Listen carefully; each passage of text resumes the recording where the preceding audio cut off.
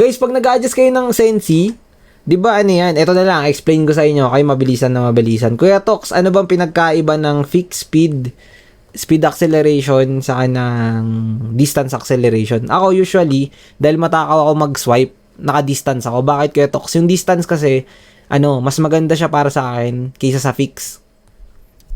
Ang pinagkaiba kasi, alos ang distance sa kayong fix guys, magkaparehas lang kasi yun. Depende na lang sa inyo kung ano mas accurate sa sensi nyo as a gamer. Ngayon, ang pinagkaiba ng distance fix sa kanang speed acceleration. Yung speed acceleration, the more na mabilis ka mag-swipe, kunyari, punta ka dito.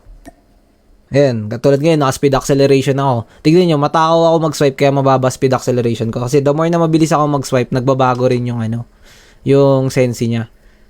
Kunyari, ayan, 'di ba, naka 20. Ngayon, pag slow lang yung swipe ko, mabagal lang din siya. Pero pag binilisan mo, doon nagagana yung speed acceleration. Mag-accelerate siya na mabilis. So, mas mabilis yung turning niya. Sa fixed speed, saka sa distance, kahit mabilis yung yung pag-swipe mo, hindi siya nagbabago. Gets ba? Kunyari, pumunta kayo third person, 85 yan, 'di ba? Ngayon, pag binilisan niyo yung swipe nyo, yung 85 tataas yan. Sabihin natin, mag-100 plus. Depende sa gaano kayo kabilis. Ganun na lang speed. Pag fix naman sa distance, kahit anong bilis na swipe nyo, parehas pa rin yun. 85 at 85 pa rin yung tawag dito, percent nung swipe. Kaya kung nahihirapan kayo guys, ang gawin nyo, dahan-dahan. Simula kayo, kung nasanay nyo na speed, edi speed na lang kayo. Tapos, dagdagan nyo na 5, bawasan nyo na 5, ganun. Basta plus 5 lang lagi. Pag di nyo pa masyado memorize yung sense nyo, kahit rekta kalaban lang. Kasi, hindi nyo maiwasan na tawag dito, masaktuhan talaga lagi na ganyan eh. Kung kaya nyo ganyan, okay lang. Kaso nag-i-slide kasi kayo. Ngayon sa akin, ang pinapractice ko, parang piniklik ko siya. Para kahit andito yung ayan andito yung crosshair, automatic yung tinatamaan. Kailangan ganun yung sense nyo guys, ganun ka-flex yung sense nyo.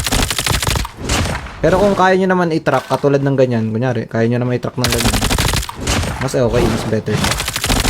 Ako kasi di ko kaya eh. Pero kung kaya nyo ng ganyan, maintain nyo lang. Depende rin yun sa HUD eh. Gets nyo ba guys? Kung ganun kaganda yung sensi nyo guys, ibig sabihin, mas madali kayong magkaroon ng tutok. Kaya kung gusto nyo magkaroon ng tutok, ayusin nyo muna yung mga sensi nyo. Pag okay na. Practice na lang. Gets? Tapos wag 117 lagi pulutin nyo guys. Lakas na aim assist ng 117 eh. Di ba kayo nagtataka sa 117 may tutok kayo sa ibang barrel? Wala. Lakas kasi na aim assist ng 117. Ayun tingnan nyo guys. Ang bilis ko mag-slide, kaya kaya ko yung ganito na slide. Ang bilis ko mag-swipe, I mean.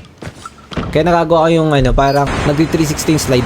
Kaso kasi pangit pag mataas na yung distance ko eh. Ang gulo na ng POV ko eh. Hindi ko na siya matansya eh. Kaya mababa lang yung speed acceleration ko, 20 lang. Panigurado sa inyo, nasa 180, 120, di ko kaya yung ganun eh. Masyado mabilis guys. Pero kung kaya nyo, okay lang.